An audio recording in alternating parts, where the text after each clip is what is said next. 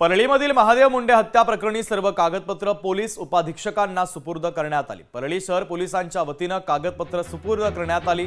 परळीमध्ये महादेव मुंडे हत्या प्रकरणाच्या तपासाला वेग आल्याचा आता दिसून येत आहे। सोमवारी रात्री परळी शहर पोलिसांनी महादेव मुंडे हत्या प्रकरणाचे सर्व कागदपत्र अंबाजोगाईचे पोलीस उपाधीक्षक अनिल चोरमले यांना सुपूर्द केले आहे। काल मुंडे कुटुंबियांनी अनिल चोरमले यांची अंबाजोगाई येथील कार्यालयामध्ये जाऊन भेट घेतली।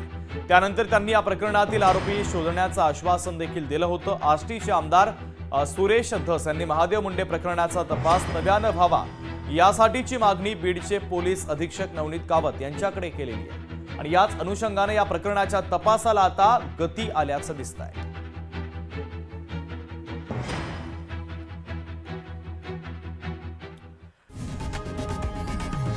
लोकशाही मराठी ऐका, पहा, जागरूक रहा।